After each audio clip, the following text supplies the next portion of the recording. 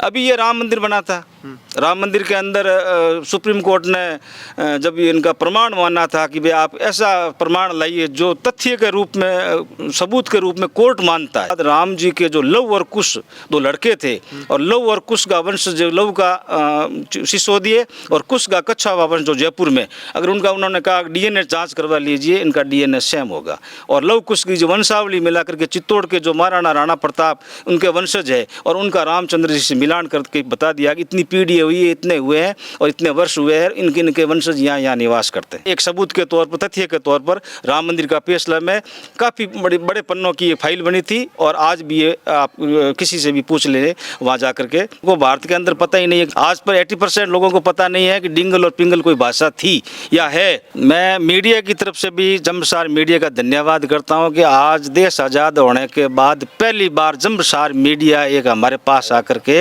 हमारे कुछ दर्द सुना है। आज तक किसी मीडिया तक ने हमारी बातों को नहीं सुना है। दोस्तों, कोई भी धर्म, जाति, संप्रदाय जिस देश में रहते हैं उस देश के अंदर उनके रहने का प्रमाण, और किस प्रकार ये पृथ्वी उत्पन्न होने से आज तक इस मौजूदा परिस्थिति तक पहुंची है, उसके लिखित प्रमाण जो लोग संरक्षित रखते हैं, आज तक ना तो किसी राजनीतिक पार्टियों ने उनको इतना श्रेय दिया, ना ही उनके द्वारा लिखे गए और संरक्षित करके रखे हुए उन प्रमाणों को संरक्षित करने या संग्रहालय में रखने, या जिस भाषा में वो लोग अपनी लेखन क्रिया को संचालित करते हैं उस भाषा को आगे प्रमोट किया गया। संस्कृत, डिंगल, पिंगल ये प्रारंभिक भाषाएं थी, लेकिन उसके अंदर संस्कृत जो हैं स्कूली शिक्षा के अंदर शामिल हो गई थी, और डिंगल पिंगल भाषाएं जो हैं लेखन और कुछ समाजों तक ही सीमित रही, जिसका ज़्यादा प्रचार प्रसार हुआ नहीं, और उसके चलते आज वो लुप्त के कगार पे हैं। गिने चुने लोग हैं वो इन भाषाओं का यूज करते हैं, और उन भाषाओं के अंदर बहुत सारे ऐसे ग्रंथ हैं जो आपके मेरे पूर्वजों के पुराने रिकॉर्ड बताते हैं। आपके पूर्वज पहले किस धर्म में थे, या आपके परिवार के कोई व्यक्ति हिंदू था, हिंदू से मुस्लिम कैसे बना, कोई जाट था वो बिश्नोई कैसे बना, और भी बहुत सारी ऐसी चीज़ें हैं जिनका प्रमाण मौजूद होता है।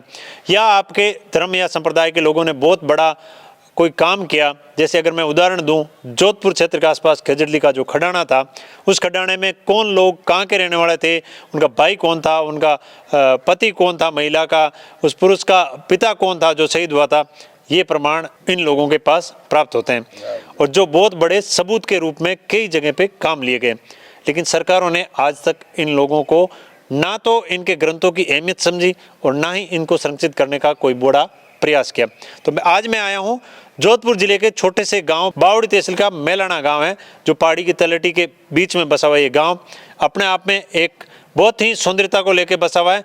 और गांव के अंदर जो मंदिर है, मंदिर के अंदर बहुत सारे लोग यहाँ पे बैठे थे, तो मैंने इनका भाव जानने का प्रयास किया, और किस प्रकार के इनके पास जो ग्रंथ हैं वो इनके पास हैं, और इनको कैसे संरक्षित किया जा सकता है, और इन लोगों की इच्छाएँ क्या हैं वो जानने का प्रयास करते हैं। हमारे साथ हैं राव जी, उनसे जानने का प्रयास करेंगे। राम राम साहब। राम राम साहब। आप शुभ नाम का है? हमारा नाम राम निवास है साहब। रामनिवास जी, आप बई बाचन को ही काम करो या? वही वाचन का ही काम है साहब। तो रामनिवास जी, कितना वर्षों आप मतलब आज की बई है वाचन कर रहे हो? और साहब शुरू जो आपने भारत में ये एक परंपरा रही है, और सृष्टि रो निर्माण यो बुणु लेन आज तक 8% में जो हमारी पीढ़ी है वो काम कर रही है। अब अगर हम बड़ी बड़ी बात करें तो आप लोगों के पास कागज़ हैं, गल जाते हैं, करते हैं, लेकिन फिर मिला के भी कुल कितने वर्षों पुरानी बइयाँ अगर मिल सकती है ढूंढे तो? देखो साहब, ये आगे से आगे कार्य जारी रहता है, और जो बइयाँ हैं उनकी नकलें, जैसे 4 भाई बंटवारा करते हैं तो अपना अपने बंड की बई है वो अपने हिसाब से उतार लेते हैं, उसकी नकल कर लेते हैं, जो चीज़ उसको ज़रूरत लगे उनमें से ले ली जाती है। बाकी वैसे हमारे पास 400 वर्ष 450 वर्ष पुरानी बइयाँ आज भी विद्यमान हैं, और उससे पहले भी जो कपड़े की बइयाँ थी, भोज पत्र की बइयाँ थी, ताम्र पत्र थे, वो किसी कारणवश सरकार ने इसकी सुध नहीं ली, और न कोई इतना पहले कोई हमारे पास इतना साधन था, न वैज्ञानिक दृष्टि से हम उसको रख सकते थे। लेकिन फिर भी आज भी ऐसे कागजात जो बड़े बड़े संग्रहालय में नहीं मिलेंगे वो आपको इस मेलाना गाँव के अंदर मिल जाएंगे। अब मेलाना गाँव है वो मुख्यतः इस गाँव के अंदर ज़्यादातर आप लोगों का जो क्षेत्र है, कनेक्टिविटी क्षेत्र, वो किस एरिया में है? साहब हमारे यहाँ मध्य प्रदेश, राजस्थान, उत्तर प्रदेश, गुजरात हरियाणा, पंजाब और जहाँ भी हमारे यजमान जहाँ भी निवास कर लेते हैं, उनके परिवार से हम उनका एड्रेस पता लेते हैं, चाहे एक घर क्यों न हो, और उसके पास हम पहुँच जाते हैं। और उनके पहुंचने के बाद उनका जो लेखा जोखा होता है, जो जैसे नई आने वाली पीढ़ी का जन्म हुआ है, या उनकी कोई शादी हुई है, या उन्होंने कोई बड़ा काम किया है, जो भी जैसे पहले पुराने काल के अंदर कुएं खोदाते लोग, तालाब खुदवाते थे, या कोई धार्मिक कार्य करते थे, आज भी भैयों के अंदर उनका विद्यमान है। उनका लेख जो है लिखित प्रमाण आज भी लेख उनका विद्यमान भैयों के अंदर आज भी विद्यमान है। जैसे किसी राजाओं ने युद्ध किया और युद्ध के अंदर कितने सैनिक थे, कैसे युद्ध किया, उनका लेखा जोखा उनका प्रमाण सहित आज भी विद्यमान है। गुरु जम्बेश्वर भगवान के जो 29 धर्म थे, 29 नियम थे, वो भैयों के अंदर हमने लिख लिए थे उस समय, और गुरु महाराज ने लिखवाए थे। आशा आनंद जी हमारे जो दादा थे, उनके द्वारा लिख लिए गए थे। अन्यथा गुरु महाराज के पास शब्द सिर्फ 120 नहीं थे, हजारों शब्द थे। अगर गुरु महाराज उन शब्दों को हमारे भैयों में उस काल में लिखवा देते, तो आज भी वो शब्द विद्यमान रहते। जो हमारे पास 120 शब्द आज विद्यमान है, ये सिर्फ जो जिन लोगों को, भक्तों को याद थे, वही हमारे पास विद्यमान रहे, और सारे शब्द हमारे पास संरक्षित नहीं होने के कारण से वो विलुप्त हो चुके हैं। अन्यथा आज भी गुरु महाराज ने सिर्फ 120 शब्द नहीं बोले थे, हजारों शब्द बोले थे। ऐसे ऐसे शब्द थे जो सजीवन, मृत से सजीवन कर देते थे, लेकिन उनका लेखन हमारे द्वारा नहीं किया गया। गुरु महाराज ने उस समय लिखवाया नहीं। 29 धर्म का लेखा जोखा ही हमें दिया गया कि आप जा करके 29 धर्म इनको कहना, और भूले भटके को राह पर लाना, और राह पर लाओगे तब आप राव जी कहलाओगे। बहुत सुंदर। अभी भी आपको कोई याद है ऐसी कोई उलझी हुई गुत्थी जो भैयों के माध्यम से सुलझी हो? अभी ये राम मंदिर बना था, राम मंदिर के अंदर सुप्रीम कोर्ट ने जब इनका प्रमाण माना था कि भाई आप ऐसा प्रमाण लाइए जो तथ्य के रूप में, सबूत के रूप में कोर्ट मानता है। वैसे तो दंत कथाएँ हमारी बहुत बड़ा ग्रंथ रामायण है, लेकिन उनके द्वारा कहा कि ऐसा सबूत लाइए जो आज विद्यमान है। तब हमारे रावों के द्वारा राम जेठमलानी जी जो वकील थे हमारे सुप्रीम कोर्ट में, बीजेपी की तरफ से, हिंदू संगठन की तरफ से, और उन्होंने जयपुर एक लेटर भेजा। और जयपुर आने के बाद राम जी के जो लव और कुश 2 लड़के थे, और लव और कुश का वंश जो लव का सिसोदिए और कुश का कच्छावा वंश जो जयपुर में, अगर उनका उन्होंने कहा डीएनए जाँच करवा लीजिए, इनका डीएनए सेम होगा। और लव कुश की जो वंशावली मिला करके चित्तौड़ के जो महाराणा राणा प्रताप उनके वंशज है, और उनका रामचंद्र जी से मिलान करके बता दिया कि इतनी पीढ़ी हुई है, इतने हुए हैं और इतने वर्ष हुए हैं, इनके वंशज यहाँ निवास करते हैं। तब जाके ये जो जाकर के ये एक सबूत के तौर पर, तथ्य के तौर पर राम मंदिर का फैसला में काफ़ी बड़े पन्नों की एक फाइल बनी थी, और आज भी ये आप किसी से भी पूछ ले, वहाँ जा कर के आज भी विद्यमान है। इनके आधार पर ये फैसला भी हुआ था। जैसे आपने बोला कि इसके आधार पे ये फैसला हुआ, भैयों के आधार पे फैसले तो होते हैं, लेकिन भैयों को संरक्षित करना और इनको जीवित रखना, और आप लोगों की जो ये भाषा है इसको जो है जीवित रखना, आगे से आगे प्रसारित करना, ये किसी सरकार ने कभी कोई प्रयास किया? डॉक्टर राजेंद्र प्रसाद जी ने, बाबा साहब भीमराव अंबेडकर साहब ने भैयों को एक प्रमाणिक तौर पर सरकार में इनको मान्यता दी थी, और कोर्ट में इनको मान्यता मिली थी। लेकिन बाद में धीरे धीरे सिस्टम चेंज होता गया। पटवारी, तहसीलदार, एसडीएम, कलेक्टर, सिस्टम के हिसाब से उन्होंने अलग अलग अपने हिसाब से वो सिस्टम बनाया, और धीरे धीरे इन भैयों की अहमियत कम होगी। लेकिन सरकार ने इनके संरक्षण की तरफ कोई ध्यान नहीं दिया आज तक। ऐसा कभी किसी सरकार ने कि भाई ये जो लोग हैं ये एक बहुत ही ज़रूरत वाली चीज़ और प्रमाणिक चीज़ें रखते हैं, इनके लिए कोई संग्रहालय, कोई संरक्षण करने का तरीका, और ताकि ये कभी ज़रूरत पड़े तो इन भैयों को काम लिया जा सके? मैं आपको ये बता दूं कि ये भैया हमारा एक तरह का आधार कार्ड था पहले का।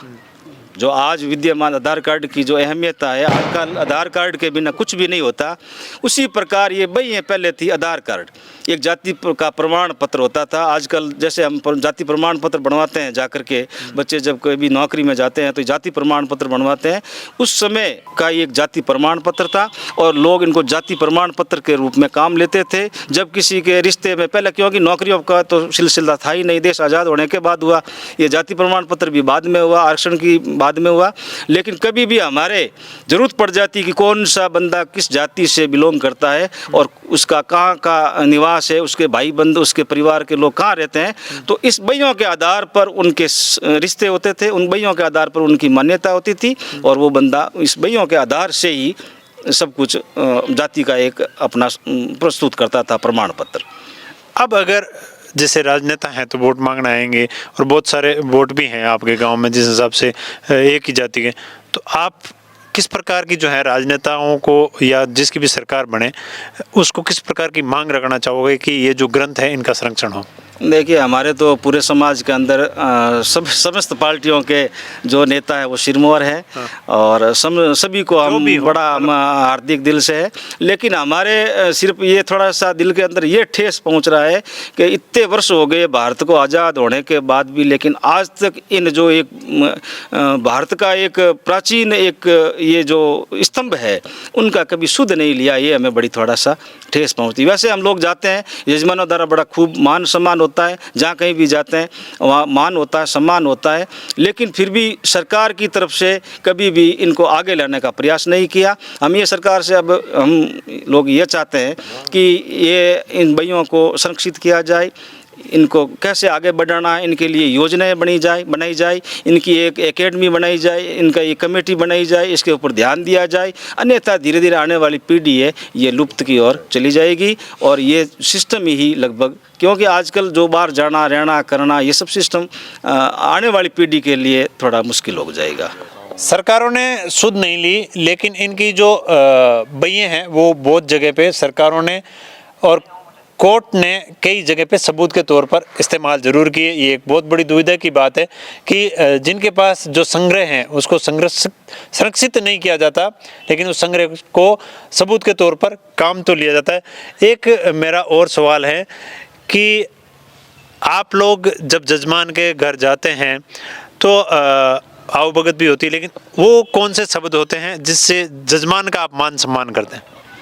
ये जैसे हमारे यहाँ भ्रमर एक होता है, जैसे बोहरा होता है, और बोहरा का अर्थ होता है गुनगुनाना। तो हमारा काम शुरू से ही यजमानों को गुणगान करने का बताया गया है। और हमारे ये पीढ़ियों से ही पूर्वजों ने भी ये बताया कि जहाँ कहीं भी जजमान के यहाँ जाए तो उनका आप गुणगान कीजिए। अगर वो बुरे रास्ते पर चल रहा है, गलत कार्य कर रहा है, तो उसको भूले भटके को अपने राह पर लाइए। कई है कि उनके दादा परदादा आपके ऐसे थे, ये काम किया, वो अच्छे आदमी थे और आप भटक गए। तो हम इस प्रकार से गुरु महाराज के जो 29 नियम हैं वो भी हम उनको जाकर के बताते हैं, पढ़ते हैं। वैसे हमारा भैया का कार्यकाल 3-3.5 घंटे का होता है, लेकिन हरियाणा पंजाब में अब एकल परिवार प्रथा हो गई है। और वहाँ इतने लोग इकट्ठे नहीं होते हैं, एकत्रित नहीं होते, न उनके पास समय है और न ही वो लोग इतने जागरूक है कि इस प्रकार से सुना जाए। वैसे एमपी के अंदर, गुजरात के अंदर ऐसी प्रथा नहीं है कि लोग एकत्रित होएं, भैया बचवाएं। और ये लोग अब धीरे धीरे ये लुप्त की ओर बढ़ रहा है। अब आने वाली पीढ़ी है, इस बात का हमें भय है, संकोच है कि आने वाली पीढ़ी है जो इस भैयों को किस प्रकार से संभालेगी, किस प्रकार से रखेगी। क्योंकि एकल परिवार की प्रथा अब ज़्यादा हो गई है। और एकल परिवार के पास, जैसे कि कोई शहर के अंदर हमारा एक ही घर है यजमान का, तो हम तो अपने यजमान के घर ही रुक सकते हैं, वहीं ठहर सकते हैं, अन्यथा तो कहीं जा नहीं सकते। अगर वो बंदा घर पर नहीं है तो हम कहाँ रुके, कैसी व्यवस्था करें, किस प्रकार से रुके। जैसे हम तो बारवासी रह गए, वहाँ तो हम लोग तो अनजान व्यक्ति होते हैं और किसके यहाँ रुके। इस प्रकार से कई दुविधाएं का सामना करना पड़ रहा है आजकल। और आने वाली पीढ़ी है जो थोड़ा सा हमें ये संकोच है कि ये धंधा एक तरह से लोग पैसों को तवज्जो देने लगे हैं, लोग ज्ञान को लोग कम हो गए हैं। आने वाली पीढ़ी है जो पैसों की ओर ध्यान दे रही है, लोगों को समय नहीं मिल रहा है, लोग समय का ज़्यादा महत्व दे रहे हैं। तो ये हो सकता है आने वाली पीढ़ियाँ शायद ये काम करे। अगर सरकार ने समय रहते कदम नहीं उठाया तो सरकार अगर समय रहते कदम नहीं उठाया तो ये विलुप्तता की ओर है। और ऐसी हमारे कई प्रथाएं, भारत की परंपराएं थी जो विलुप्तता की ओर चली गई है, जिनका आज तक कोई पता नहीं है। और अब उनकी वापस रिसर्च हो रहे हैं, उनके लिए एजेंसियां बन गई है, लेकिन फिर भी पता नहीं लग रहा है। इस प्रकार से तो समय अगर रहते अगर इनको ध्यान दिया जाए, संरक्षित किया जाए और इनको लोग को समस्याओं को देखते हुए, ध्यान रखते हुए सरकार अगर उनको अपनी योजना का अपने हिसाब से, तरीके से अगर कोई काम करे तो ये बहुत अच्छा होगा। बहुत सही बात बताई इन्होंने कि अगर सरकारें ध्यान दें और इनके संरक्षण का काम करें तो बहुत अच्छा होगा। नहीं तो जिस प्रकार गोडाउन लुप्त हुआ है, ठीक उसी प्रकार जो पिंगल भाषा में लिखे हुए ग्रंथ हैं वो भी आने वाले चंद समय के अंदर लुप्त हो जाएंगे। सर जी, मैं आपको ये बता दूं कि पिंगल भाषा का प्रचार प्रसार नहीं हुआ। आज सिर्फ हमारे वंशज के लोग, हमारे परिवार के लोग ही पिंगल भाषा तक सीमित है। पिंगल भाषा का न प्रचार हुआ न प्रसार हुआ, न उसकी कोई स्कूलें हैं, न उसका कोई मास्टर है, न कोई टीचर है, न कोई एकेडमी है, न कोई संस्था है। और ये धीरे धीरे जो पूर्वज ये हमारे पास बैठे हैं, ये बच्चों को सिखा रहे हैं अपनी योजना के अनुसार। अन्यथा अगर ये पूर्वज पढ़ाना बंद कर दें तो आज ही पिंगल भाषा, कई लोगों को तो ये अभी तक पता, मैं कहता हूँ आपको 80% लोगों को भारत के अंदर पता ही नहीं है कि पिंगल भाषा भी होती है, पिंगल लेखन भी होता है। आज पर 80% लोगों को पता नहीं है कि डिंगल और पिंगल कोई भाषा थी या है वर्तमान में। सिर्फ लोग पढ़ते हैं साहित्यों के अंदर, डिंगल पिंगल साहित्यों के अंदर पढ़ते हैं। बड़ी बड़ी यूनिवर्सिटियों के अंदर लोग पढ़ते ज़रूर है कि डिंगल और पिंगल भाषा होती थी, लेकिन उन शब्दों का वर्ण अभी तक उनको देखे हुए नहीं है कि डिंगल और पिंगल के वर्ण कैसे होते हैं। ये बड़े बड़े प्राचार्य, आप बड़े बड़े यूनिवर्सिटियों के अंदर चले जाइए, डिंगल और पिंगल के अगर वो वर्ण लिख करके बता दें एकेडमी के अंदर भी, तो भी मैं मान लूँगा, लेकिन ऐसा है नहीं। लेकिन पिंगल शब्दों की शब्दावली अलग होती है जिनके ऊपर मात्राएं नहीं होती है। स्टेनोशॉट की तरह एक भाषा होती है और कई एक शब्द के अंदर कई शब्द कई समाये जाते हैं, उनका लय अलग होता है। और पिंगल भाषा के अंदर हमारी जो बइयाँ हैं, आप कभी बई बाजते हुए सुनेंगे तो वो पिंगल भाषा के अंदर लय में ही गाई जाती है। वैसे हमारे पूर्वजों का काम बातें कहना, कहानियाँ कहना, ज्ञान चर्चा करना, दोवे कहना, छंद कहना, ये काम था, पुराना था। लेकिन वो पिंगल भाषा के अंदर आज भी विद्यमान है, लेकिन पता नहीं क्या आज लोगों को पता है कि पिंगल भाषा है। कोई पिंगल शब्दों का ग्रंथ है किसी के पास? हिंदुस्तान के अंदर कहीं पिंगल भाषा का ग्रंथ कहीं है? किसी ने देखा है क्या? सिर्फ साहित्य के अंदर पिंगल और डिंगल लोग इस तक सीमित रह गए। ये बता देते हैं चारण कवियों ने डिंगल में काम किया था, भाई बाट, राव जी, बड़वा जागा, इन्होंने पिंगल में काम किया था। लेकिन पिंगल होती क्या है, पिंगल का स्वर कौन सा होता है, वो अभी तक स्वर व्यंजन का अभी तक किसी को पता ही नहीं है। बड़ी बड़ी यूनिवर्सिटियों के अंदर आप चले जाइए, उनको भी पता नहीं है कि स्वर क्या है डिंगल और पिंगल का। फिर क्या जो देश हिंदू राष्ट्र बनने की ख्वाहिश लगा रहा है उसके पास अपने ग्रंथ सुरक्षित नहीं हैं, जो हिंदू राष्ट्र का प्रमाण देते हैं, जिनकी जो हिंदू राष्ट्र होने के लिए भाषा जो है पौराणिक भाषाएं हैं वो सुरक्षित नहीं है, क्या हो पाना मुमकिन है? देखिए, समुद्र के अंदर है तो बहुत बड़ी चीज़ें होती हैं। लोग ऊपर तैर रहे हैं, अभी तक उनकी गहराइयों तक नहीं गए हैं। जितनी डुबकी अंदर लगाएंगे उतना ही खजाना समुद्र के अंदर मिलता है। लोग अभी तो, और देखने वाले को भी ऊपर तैरने वाले ही लोग दिखते हैं। समुद्र के अंदर हीरे, पन्ने, जवाहरात, क्या क्या चीज़ें हैं, अनमोल खजाना समुद्र के अंदर होता है। जो डुबकी लगाता है उनको पता होता है, ऊपर तैरने वाले लोग दिखाई देते हैं, अंदर वाली चीज़ें दिखाई नहीं देती हैं। ये बातें हो रही है, नारे लग रहे हैं, सब कुछ हो रहा है, लेकिन समुद्र के अंदर समान क्या है अभी तक वो सिर्फ डुबकी लगाने वाला गोताखोर को पता होता है। तैरने वाले लोग दूर से दिखते हैं, नारे लगाए जाते हैं, लेकिन उनका स्तंभ क्या है, आधार क्या है, उन आधारों की नींव आज तक किसी ने रखी नहीं है। बहुत सुंदर बात बताई इन्होंने कि जिस समुद्र में गोता लगाने का प्रयास कर रहे हो उस समुद्र की अथाह गहराई के अंदर कितना खजाना छुपा हुआ है उसका ज्ञान नहीं है, और सिर्फ हम ऊपर हवा की जो बातें हैं वो कर रहे हैं, जिसके आधार पर जिन ग्रंथों को संरक्षित करना चाहिए उसके अंदर एक छोटा सा गोता जो है मेलाना गांव में आके लगाने का हमने प्रयास किया, क्योंकि मैं शुरू से इन चीज़ों से लगाव रखता हूं और चुनाव नज़दीक हैं, राजनीतिक पार्टियां और राजनेता भी आएंगे। आखिर कब जो हैं हम हमारे जो पुराने ग्रंथ हैं, पुरानी जो भाषाएं हैं उनको संरक्षित और सुरक्षित करने का काम करेंगे। ये एक प्रयास आप लोगों के माध्यम से जनता और नेता दोनों तक पहुंचाने का और सरकार को जगाने का प्रयास मैंने किया है, और आप लोगों ने एक कीमती टाइम दिया।